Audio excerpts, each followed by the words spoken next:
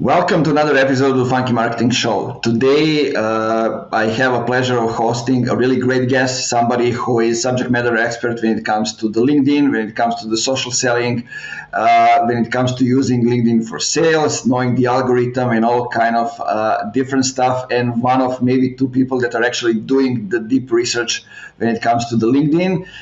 So let's just play that funky intro, and then Richard van den Blom is joining me here.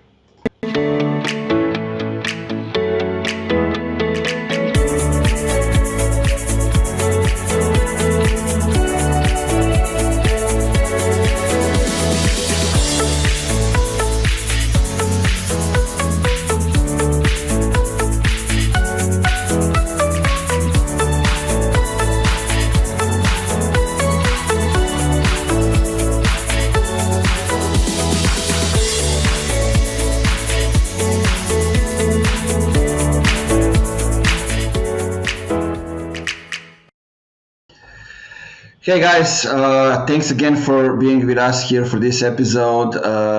Richard, welcome to the show. Thank you for having me, Nemanja. Thanks for taking time to do this. Just couple of days before, I was seeing all over the LinkedIn people saying, it seems like everybody has an ebook about LinkedIn. Everybody has their own recipe, how it's going, but not many people are actually doing the research, seeing what are consistent things that are happening, what's behind them, and those kind of stuff. So I'm excited to have you here and to talk about all those stuff. But first, please, man, introduce yourself and tell people a little bit about you. Okay, cool. Well, my name is Richard van der Blom. I was born in the Netherlands. I'm currently living in Spain. I have a sales and marketing background, traditional sales and marketing. When I started to work in '99, a lot of cold calling, a lot of cold emailing. I started my own company in 2009. In the first year, I targeted entrepreneurs, salespeople, and I tried to help them like how to identify clients, how to have a great sales call. And then in 2010, I decided to do actually the same things, but only with the use of LinkedIn. So then I implemented LinkedIn in my sales training and my marketing trainings. And that actually rapidly evolved into having a training and consultancy company fully dedicated to LinkedIn. In the first 5 years, we also did Facebook, Twitter, Instagram. But since 2015, I am 100% dedicated to LinkedIn. And currently, my core business is to train sales teams of companies B2B and marketing teams, also companies B2B. So that's what 80% of my time I'm busy training, providing advice to both sales departments, sales professionals, and marketing departments. Sounds good, and I think lots of companies need that training, right? As it's something that I'm seeing here, because we also work with companies or sort of helping like create the hub inside the company that will help them, use LinkedIn for their advantage. And it's mostly marketing on one side, and on the other side, it's employee, those kind of stuff. Not that much with sales, but it's one platform, and we all need to use it in a different way. Yeah. The two things that we get the most requests for is at this moment is either sales navigator training. Because a lot of companies, especially during the pandemic, they have bought the sales navigator seats, but people don't know how to use it. They send an email or they click or they make a search, but it's not about the tool, it's about the strategy you have, your content strategy, the way how you engage. So a lot of companies, they see very poor results with Sales Navigator and they call us, can you help the people to embrace Sales Navigator as a tool to reach out efficiently to our target audience. So that's the first thing. Second thing is we are currently working a lot with companies that have opinion leaders like principal consultants, and they want to brand them as thought leaders in their market. So we're also helping people to become a thought leader in their market, because as you probably know, being a thought leader, being an opinion leader, it's a massive sales tactic, because you get a lot of inbound leads if you are seen as a thought leader or opinion leader. Yeah, exactly. I was just having a call with with a new sales guy that is coming to the company that I'm working with, and he's like, can you guys maybe influence that the CEO finally starts becoming active so I can actually do my job better and have better Yep. results? Because Yep. when you have some posts, when you have thought leadership over there, when you have CEOs sharing things about leadership, investments, leading the company, it's easier for somebody to do the outreach. Yeah, definitely. And I think you mentioned a very good point. One of the things we always discuss before we start working with companies is C-level involved, yes or no? Because if we talk about digital leadership, all C-level, whether it's CEO, COO, CIO, they need to be out there on LinkedIn. They need to understand the power they have when their profile becomes active, when they share the right news on LinkedIn. It makes it more easy for your salespeople to reach out if you have an active board on LinkedIn. So that's a very good one.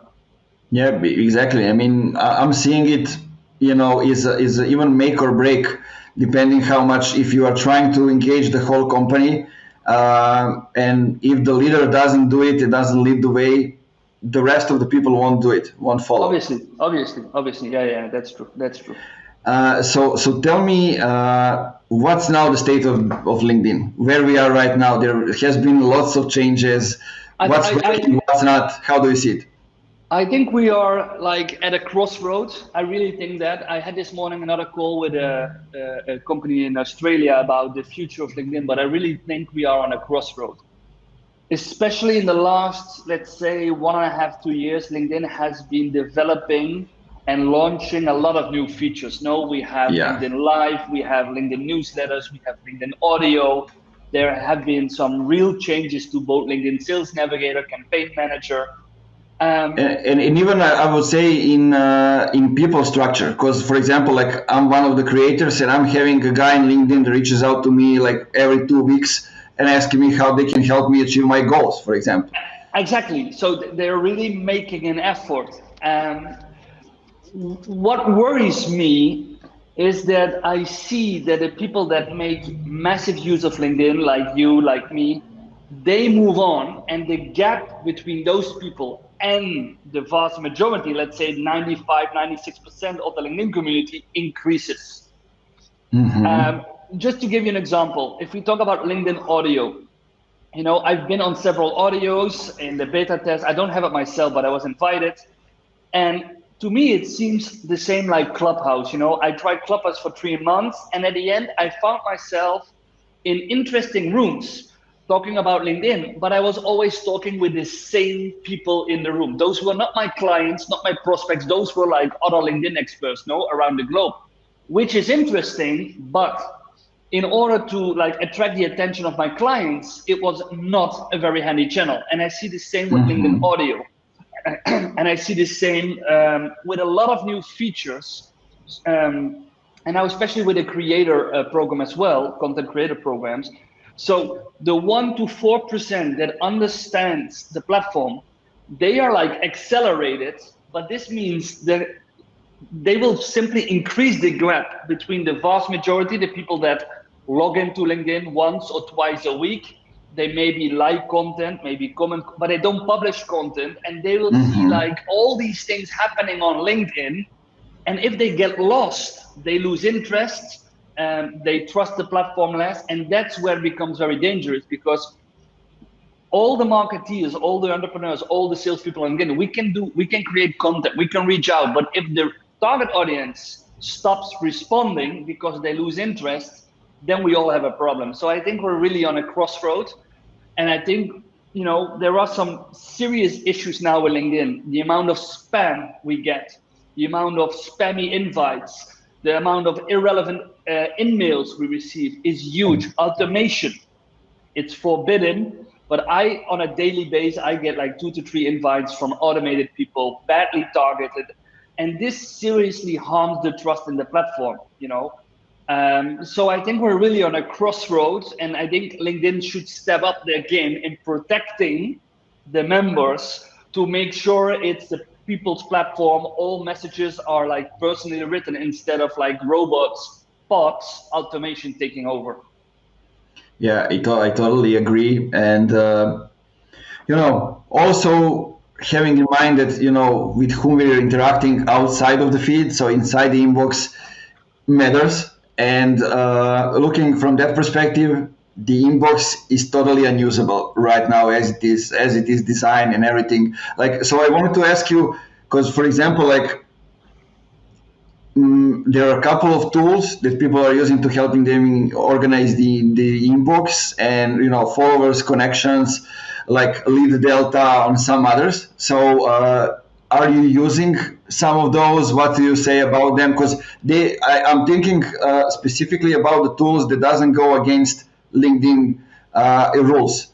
So those that are kind of the extension of what LinkedIn doesn't have yet. First of all, I totally agree. Inbox is a huge disappointment. Especially after I launched a research, for example, when I published the algorithm research, I received around 200 messages a day. If you try to find a message back in it's useless. It's buggy. Sometimes if you go back, it just stops and then skips 3 years. So that's Yeah. one of the things I really hate. I have seen in the past 2 tools that could organize your inbox. To be honest, I didn't use them, but I'm currently looking for one. So if you have a suggestion, because I'm not against tooling. I use some tools. I'm against automation. But if we have a tool that organizes my inbox so I can respond more easily or can prioritize more easily, I'm totally in favor of that one. Yeah, I was checking lead data because my friend is actually coming up with it, and basically it has tags that helps you organize the people, and it doesn't Great. give you a chance to I don't know, send hundreds of messages. It Yeah. goes, I think it's 25 out of once, because not far out of what LinkedIn gives you permission to do. So Yeah, cool. in that way. So when we are talking about inbox, here's a good question that we can add up. Nenad is asking, what are your experiences with video messages in DMs? We have my personal opinion and we have what the research is. My personal opinion is I rather have a text message from someone than a video message. I don't know if it's about me, but I prefer to read something than in order to click on a video and wait until somebody has spoken to me. In our trainings, we do show people that, for example, as a follow-up message or as a welcomes message, it could be very handy to send a personalized video message. So I'm not talking about recording something like a pitch and then sending it to all your new contacts, but if I would connect with you and I would follow up with a video and say, hey, Nemanja, great to connect here with you. I look forward to hear more about you and your services. That could actually help. So I see that a lot of people respond positively to a video DM as a follow-up on a contact. I also have some clients that use them as a follow-up on a proposal. So we have sent a proposal, we don't have a response. Hey, I'm going to send a quick video, 20 seconds, where I ask you, hey, if you have any questions, feel free to contact me. I'm waiting on your response. So personally, I prefer text messages, but that's about me. But I do see the added value or a video DM if it's not too pitchy, not too spammy. Yeah, I totally agree. I use I have integrated LinkedIn and Drift video, so I can create, but I don't use them that much. I use video mainly when I'm sending a proposal in an email, when I can record my face and going to the proposal, so nothing is unclear over there, and they can see my smiley face, and it goes. It basically, I think I didn't ever hear the rejection when I do something like that. No. All the research also shows if you make a personalized video, it creates trust, because if people see you, they hear you, especially if it's personalized, it has much more emotion, much more commitment, engagement than a written text. So I can again, I see the added value of that one. Yeah. So, okay, one important thing is what's happening with the algorithm. Are there still two algorithms, one for mobile, one for desktop? Are there any changes? Because I think seeing more or less the same things in how my posts are performing, and I'm not changing that much, but I'm seeing basically the same things. It all depends on the way I structure it, how much heart I put into the post, how much structure and value I give.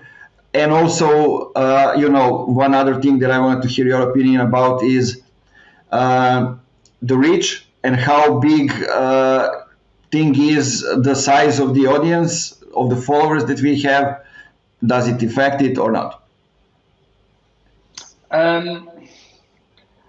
It's not that I'm like every week checking the algorithm. Obviously I see things happen myself. I see, for example, that LinkedIn has finally decided not to boost polls anymore. Okay, the poll madness has stopped, luckily, because I went really crazy. Another interesting thing is that we have heard and we have seen a decrease in number of views on video. So video was obviously also boosted in the algorithm. Yeah. They started to boost it in 2019 at the same time that they made video a possibility as an ad, in the marketing campaign manager. They said from now on you can boost videos. If they boost something in the marketing campaign manager, obviously they need to boost the organic content as well for people to see more videos, because then, marketeers are thinking about, hey, we need to do a video ad. So I see a decrease in video views. I see a decrease in polls.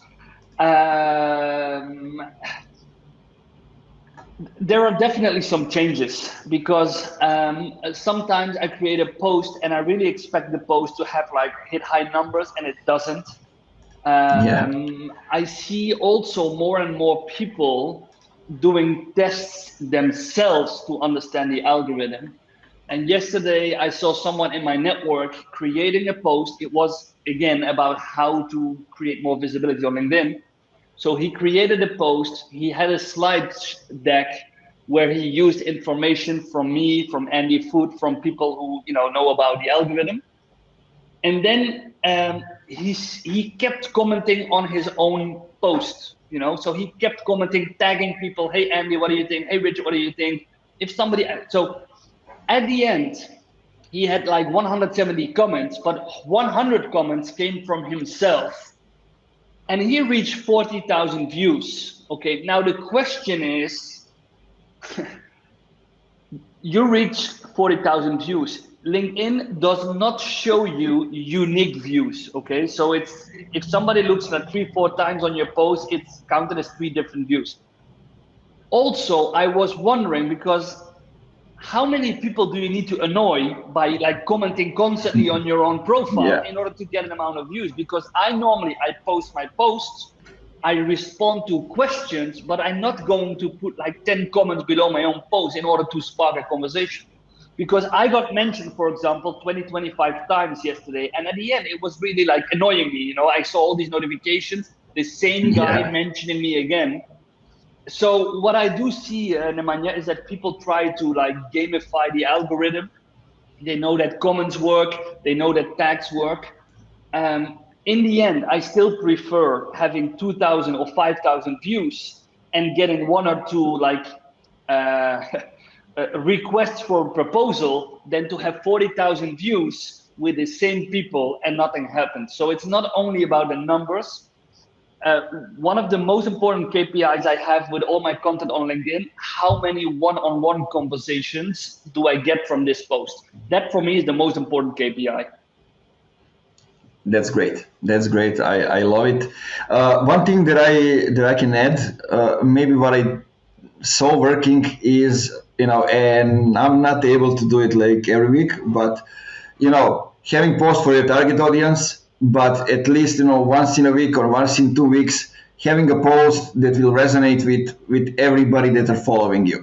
So a bit wider, and actually that post will allow you to keep talking to your niche, because I agree. they will see it. It will bring up the other posts. Yeah, definitely. And also, but a lot of people understand that now. Next to my content strategy, where I publish content, I also have a specific strategy in how I comment on content. I comment on content from my clients, if they have something new, if they need more reach, I'm there providing a comment in order to give them more reach. But also, I'm looking for interesting on-topic discussions, whether it's about Sales Navigator, lead generation, virtual selling. And I always comment on these relevant discussions, because if you use comments in a strategical way, it's a great way to like increase your visibility. You get a lot of connection requests, you get a lot of new followers, because people see you are adding value to interesting posts. Yeah, I agree, and then you can see, if certain opinion gets attraction, you can expand it in a post and get more people to your profile. Yeah. That also works. Did you also see? Because this is something that helped me grow the account. Not engaging with everybody, but engaging with people on the posts of like 3 to 5 people that are, let's call them influencers in the niche. They have lots of comments on the post that are related to what I'm talking about, and they can be my peers or they can be somebody going towards the same target group as me. So basically, taking over the audience from them. Yeah, that's interesting, because everybody increasingly on LinkedIn is looking for attention. No, you need to get the attention, you need to grab the attention. And since more and more people are publishing valuable content, it becomes like almost a rat race. No, I need to stand out and I need to Yeah. gain the attention. Um, I, for myself, I'm purely speaking about my own story. I have some do's and I have some don'ts. I have some people in my network, for example, if they create a post, even if I won't see it, they will send me a one-on-one message, which I can see that it's not only for me. I can see in how they text. It starts with hi, comma, I've just created this post. I would really want your opinion. This is like something you can copy paste and send to 50 people, okay? So for me, that's a no-go. If I publish on LinkedIn, I will never send a one-on-one message to somebody, hey, please respond. If I like Yeah. to have somebody's opinion, I will tag him in the post and say, hey, Nemanja, what do you think about this post about digital marketing on LinkedIn? Okay, so then you have the pods, of course, where people join a pod, they publish content, and they get auto engagement via likes or via the small comments. So I do have I do have like an inner circle of ambassadors. I know that if I'm going to publish content, I always have the same 10, 20 people that will comment on it, because A, they like my content, B, they want to show their expertise on my post as well. And by doing so, getting more eyes on my post.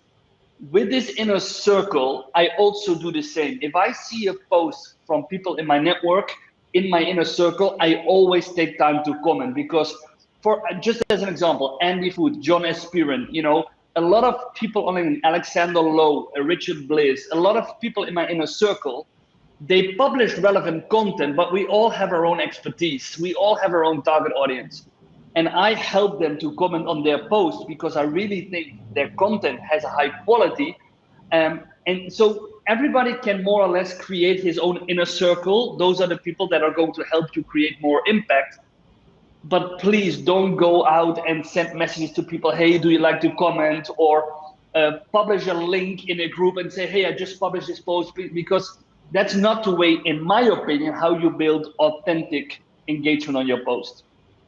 Yeah, totally agree. I mean, what I meant by this, it's not by tagging them and asking people to give the comment. I mean, your content needs to be on point, clear, and give value. And basically, with commenting or with connecting with people who are reacting to the post similar like yours, if they are already active, they will be active on yours if there is a quote as well. Yeah, That's what I mean. definitely. Yeah, I agree. I agree. I see in the chat a question from Paul about creator mode. Now we have Mm-hmm. researched creator mode. I think there are some slight differences now, but we researched it. We published the research in September. A lot of people complain about creator mode and say, hey, since I switched creator mode, I saw a decrease in views, decrease in engagement. Now, most people, when they ask me, I say, okay, how long have you turned it on? And they go like, no, I switched it on 2 weeks ago and I see a decrease. 2 weeks is not enough. I've seen a positive impact on creator mode after I had enabled it for 3 months. Okay. If you enable creator mode, make sure you have a frequency of at least 2 posts a week. Because if you switch on creator mode and you don't publish content in a high frequency, it's not going to bring you anything.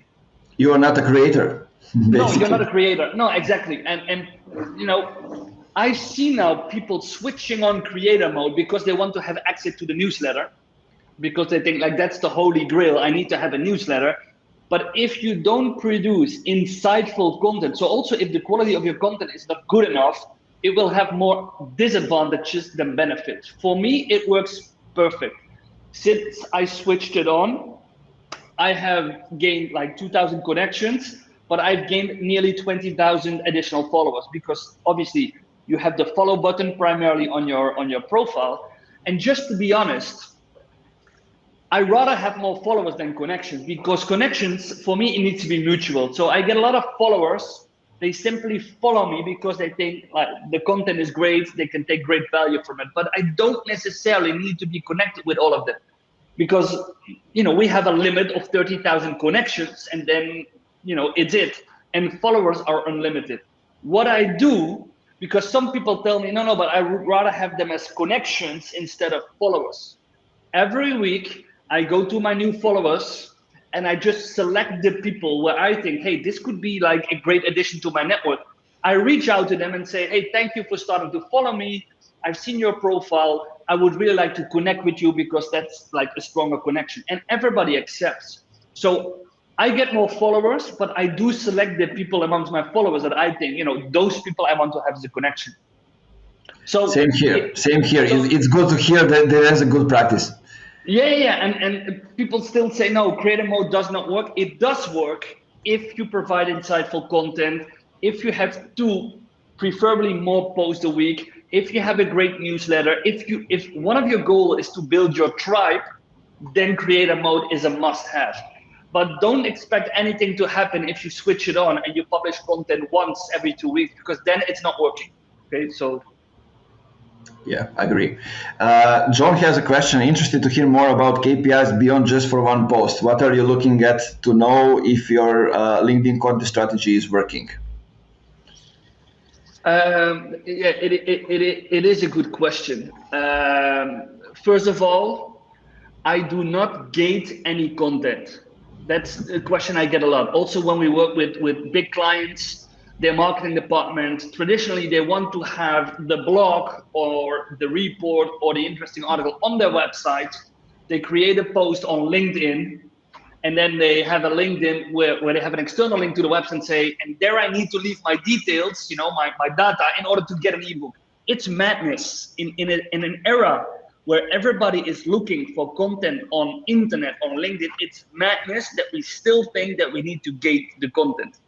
So I get, for example, a lot of questions about the LinkedIn algorithm report where people say, why have you published it for free on LinkedIn? Because I would have paid for the research. Or why don't you gate the research? Because then you get all the emails and you can follow up. I have never done it.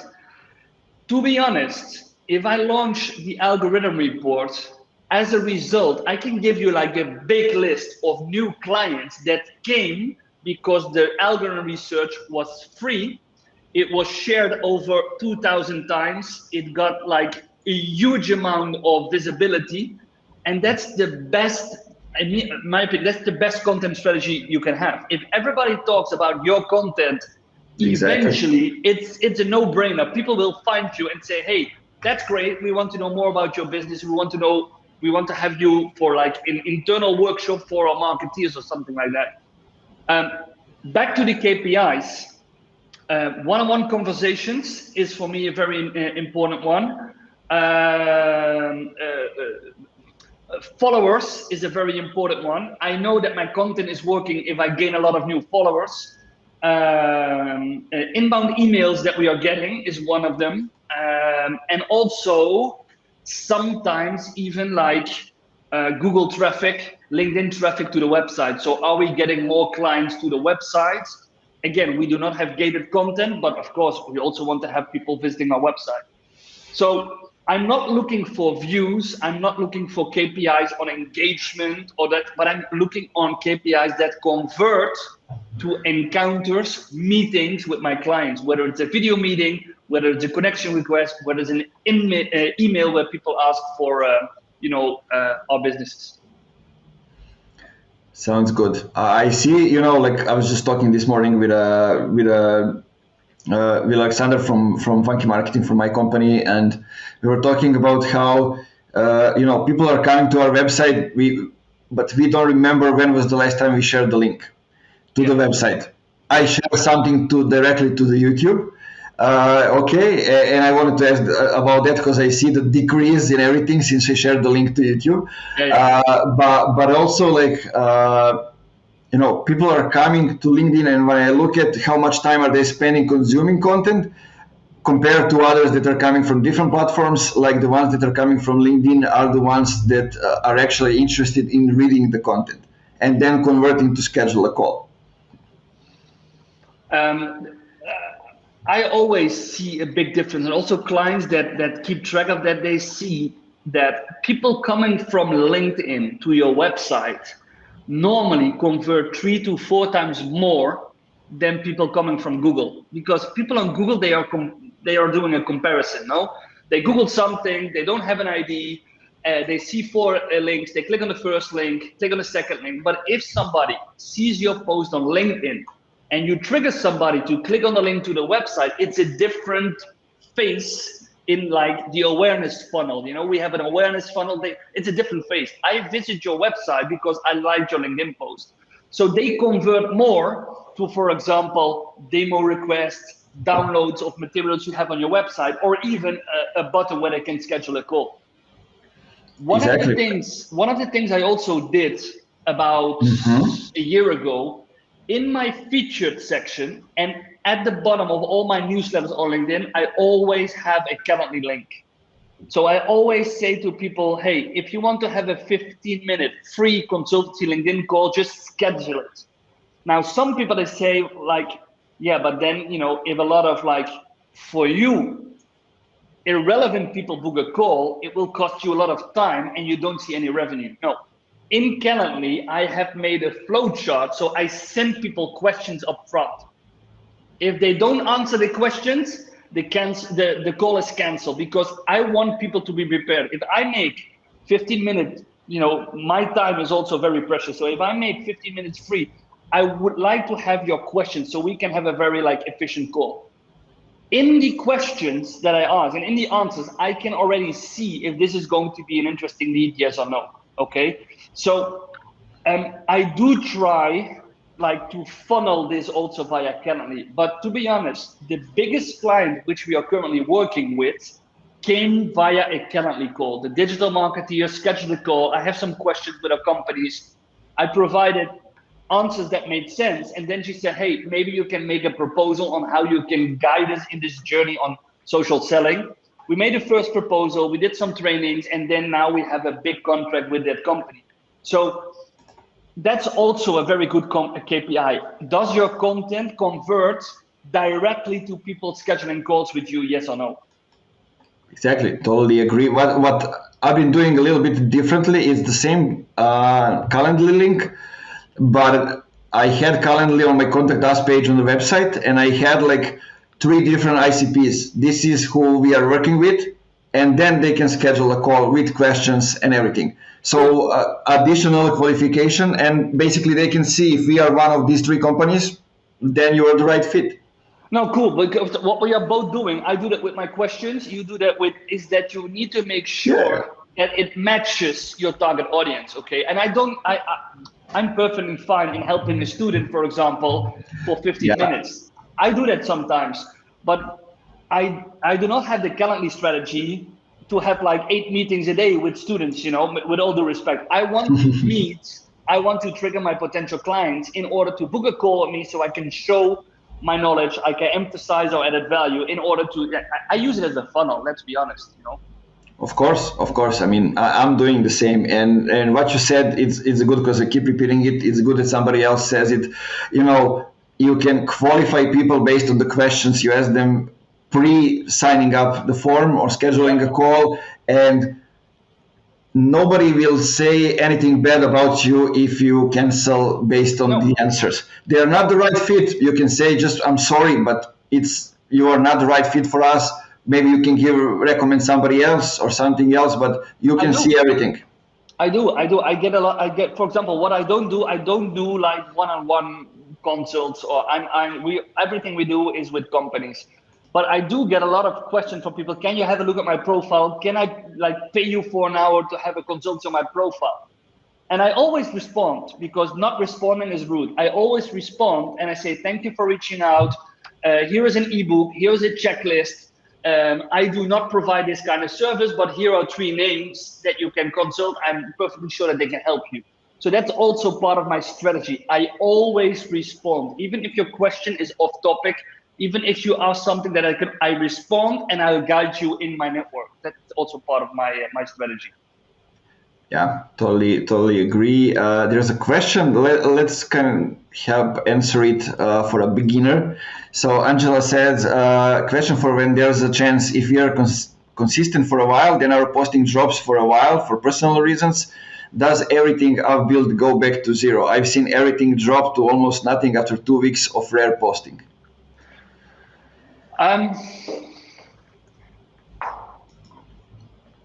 If it drops back to zero, that would be very harsh. But yeah, if you, for some kind of reason, personal reasons, or you are on holiday, and you have, after publishing in a certain kind of frequency content, and you stop doing that for a few weeks, you lose, I call it, you lose credits. You lose credits with LinkedIn.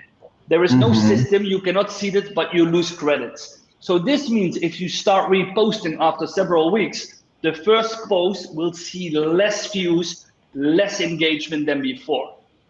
It also works the other way around. Now, this is very interesting if you talk about content strategy. A lot of people do not like the personal post on LinkedIn. You know, they say like, oh, LinkedIn is turning into Facebook. I don't like these personal stories. But all engagement numbers are going through the roof on personal posts. I don't know if you've tried it, Nemanja, but I've made a post about my dad. I've made a post about my dog. I've made a post about me having like 2 weeks off because I need.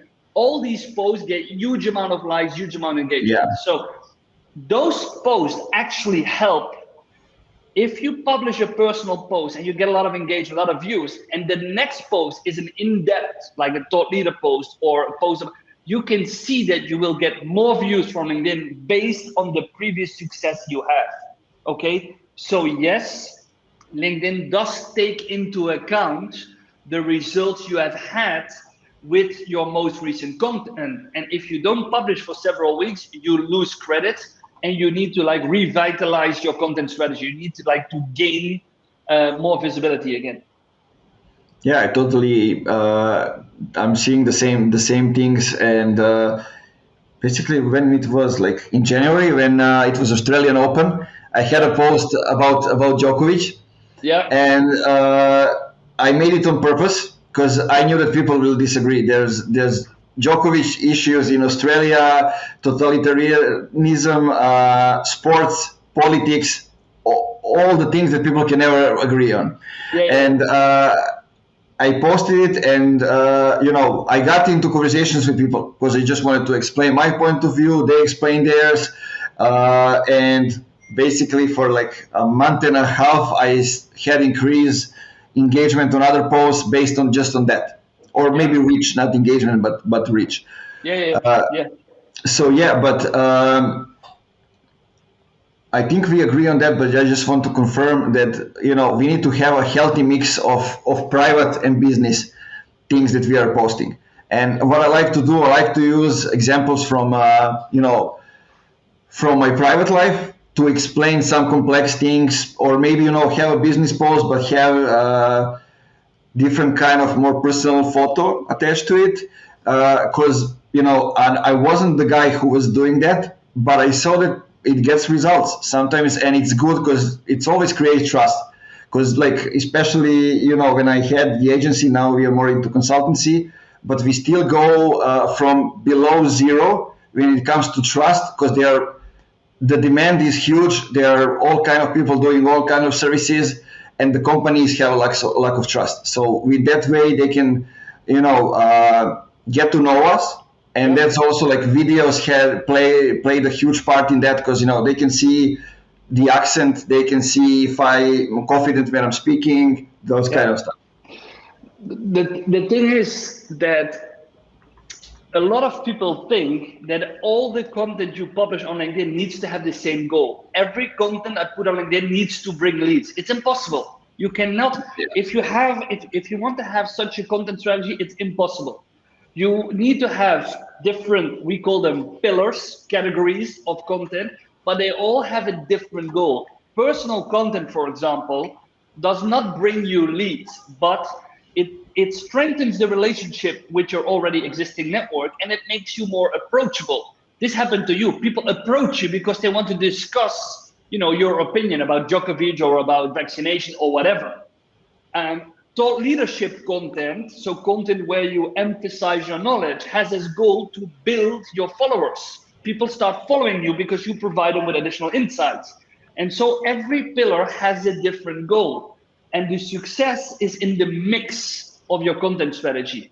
You cannot have success if you only have personal content, but you will also not succeed on LinkedIn if all your content is about the business. It does not work that way. Totally agree. So where do you see LinkedIn go from here? In my Uh, opinion, it's gonna like stay the go-to platform for B2B for a I, long time, because there's nothing similar in that way. No, no, but that's like the luxury they have. I said it this morning also. I Mm-hmm. don't see a new platform emerge that fast that takes over 800 million B2B, or at least working population, and like provide them with the same opportunities that LinkedIn does. So I think in the upcoming 2-3 years, there will be like LinkedIn will be like the main B2B platform, business platform for us to go. Um, the risk that I see, like I already told you, is that if the vast majority of regular users are not going to LinkedIn anymore, are not responding to messages anymore, because one of the things I hear a lot, especially from C-level, is that if we discuss LinkedIn, they go like, I don't respond to that anymore because I receive like 10 emails a week. They're all wanting to sell me something. So I have stopped looking to LinkedIn. Now, if this is going to happen to more and more people, then they have a problem, because as soon as the vast majority is not active, if all the numbers go down, average time that people spend on LinkedIn, average time that people check their messages on LinkedIn, then obviously marketeers will stop making campaigns, salespeople will stop sending emails. So I think the only competitor from LinkedIn is LinkedIn itself. If Mm-hmm. trust and credibility is gone, then they have a problem. I don't see another platform like threaten LinkedIn in the next 2, 3, maybe 4 years. Yeah, yeah, that's the way I see it as well. And what about the pages? I see changes in LinkedIn pages that even rhymes, but I see some of them going really up. We are trying something as well on the Funky Marketing page, like doing the competition for the best marketer in the region. Yeah, Uh, Polls are working really well on the pages. yeah. That's what I can see, and it gives me the opportunity to kind of stack in some videos, leading people to the YouTube, to some of the articles, because polls are getting more people on the page. Yeah, yeah. And I see also, like, I don't know, CXL is doing great with some gifs, with some different kind of stuff. But what are some things that you are seeing that are like persistent?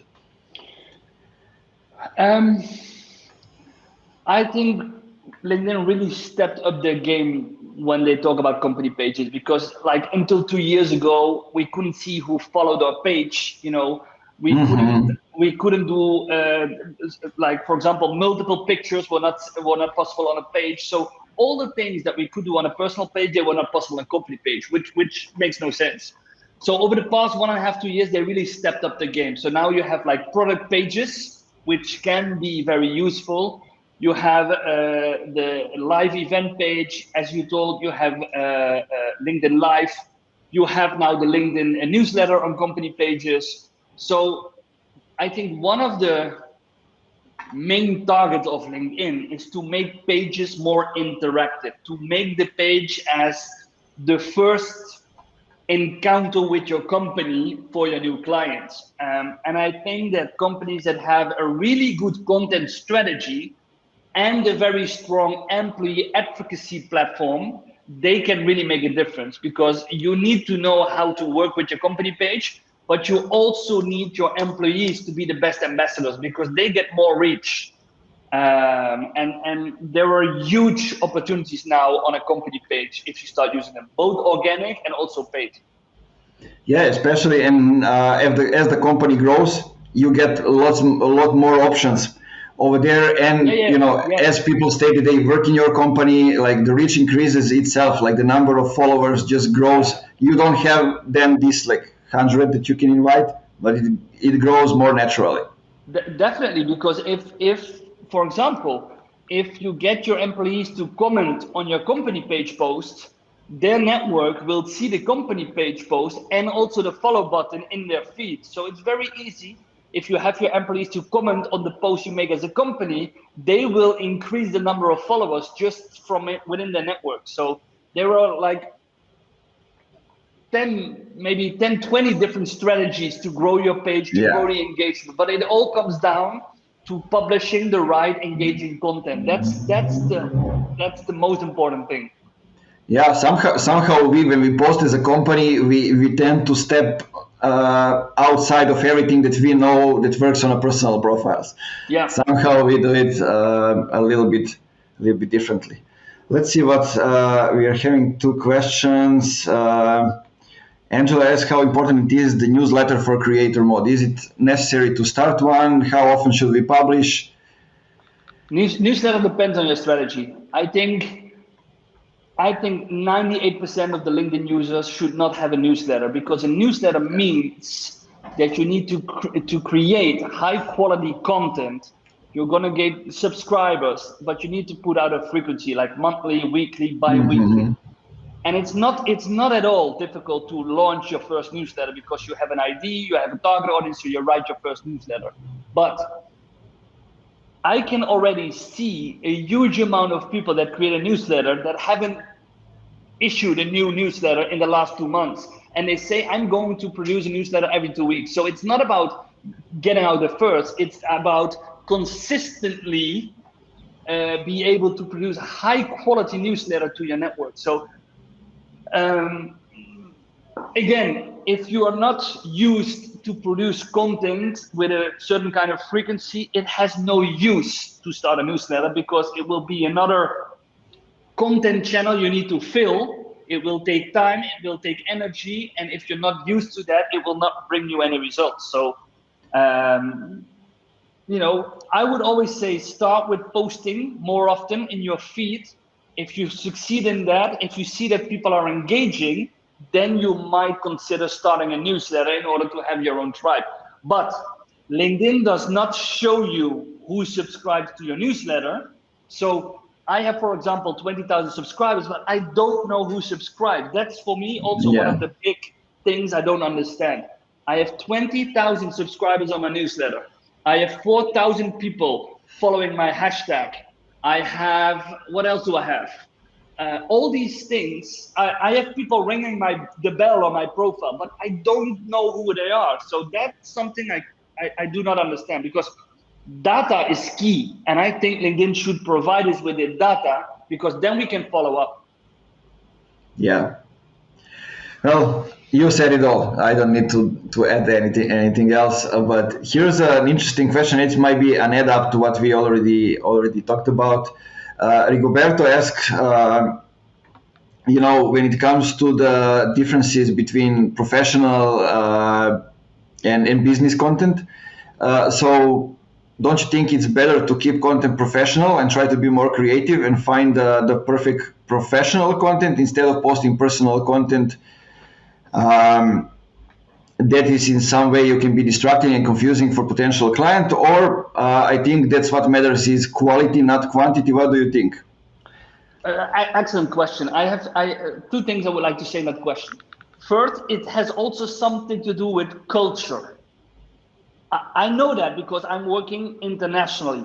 I work with companies in the United States, in Europe, in Asia, in Australia. It has to do with culture. For example, in the DACH region, Germany, Austria, Switzerland, people respond less to personal content because they see LinkedIn more as a business tool.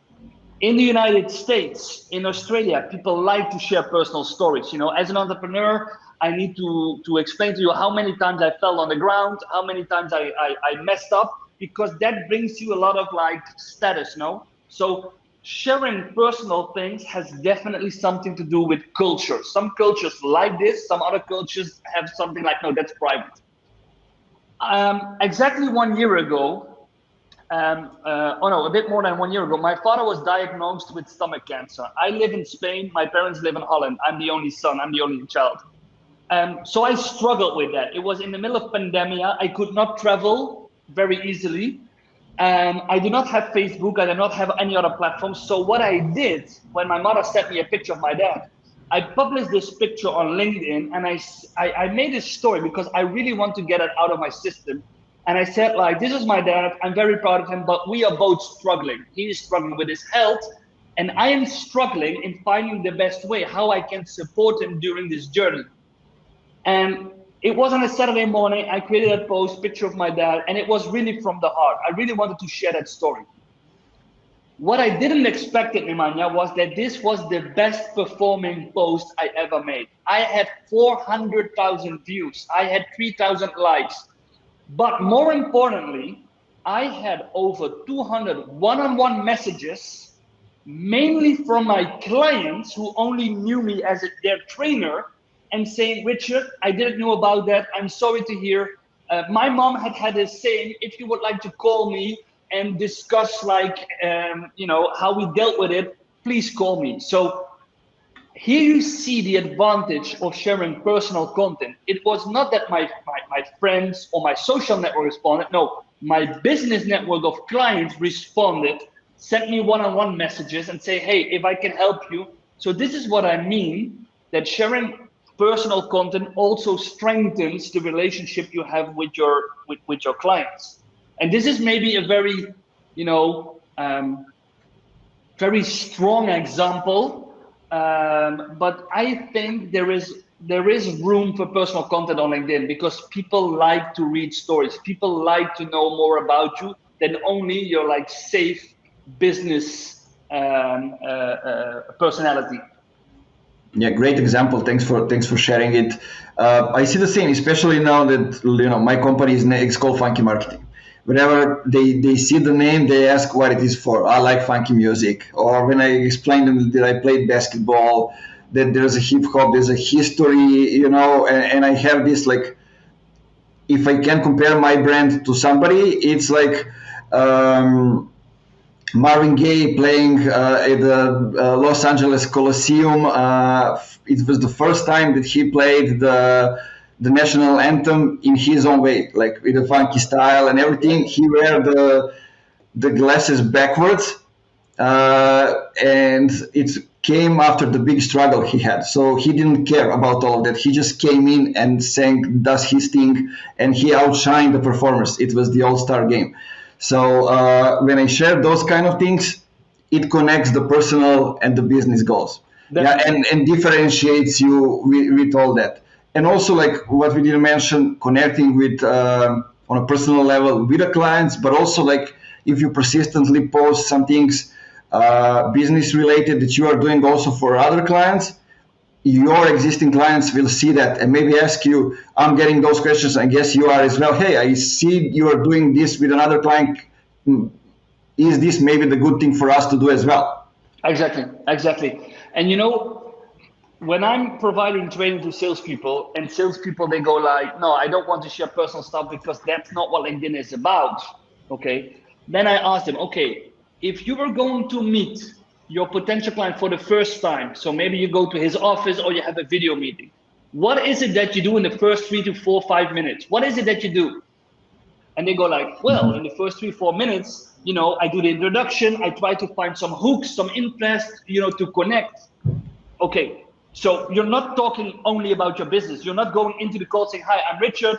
I'm just connecting. I provide trainings. Let's talk about the training. No, you go like, hi, Nemanja, where you from? You're from, I can see a nice book at the back. So we are all looking for hooks. Personal content brings the hooks to your audience to contact you and to connect with you on a personal level. So I really like it if my clients put out a picture that he's on the golf course and he's enjoying his first golf course in 1 year after the pandemic, because then I know, hey, this guy's into golf. So if I want to have like a connection, I need to address that I'm also playing golf, something like that, So where salespeople know that they need to create a connection on a personal level, they still, when it comes to LinkedIn, feel reluctant, hesitant to do it. That for me doesn't make sense.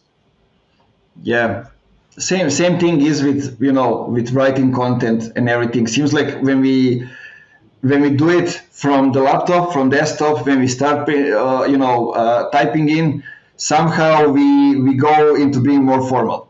I don't know why. Exactly. But I always say, like, write as you're writing in a chat to somebody, or as you're writing SMS in an informal way.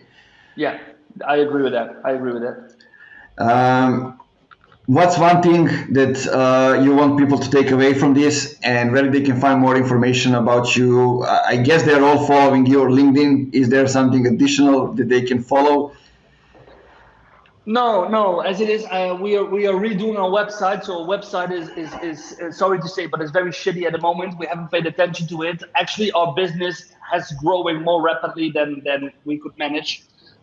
So we are doing a new website now, and to be honest, 90% of all the people I meet come via my own LinkedIn profile. So people can find me on LinkedIn, Richard van der Blom. They can follow the hashtag. They can subscribe to the newsletter. They can connect with me. I really like that.